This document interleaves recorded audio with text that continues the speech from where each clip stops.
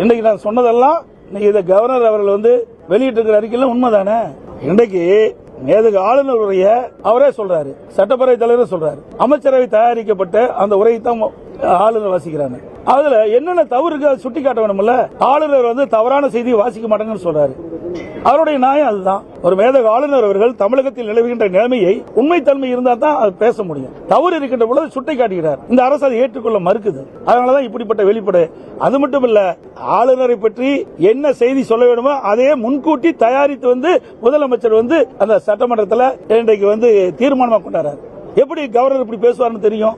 ஆக திட்டமிட்டு இந்த அரசாங்கம் கவர்னர் மீது ஒரு தவறான எண்ணத்தை உருவாக்க வேண்டும் என்ற அடிப்படையில் தான் இன்றைக்கு முதலமைச்சர் அவர்கள் ஒரு அறிக்கையை தயார் பண்ணி தீர்மானமாக கொண்டு சட்டமன்றத்தில் வாசிச்சிருக்காரு. இன்னொன்னு, மேதகு ஆளுநர் உரையில வேற எந்த கருத்து சொல்ல முடியாது. அதுக்கு யாருக்கும் அந்த இது கிடையாது.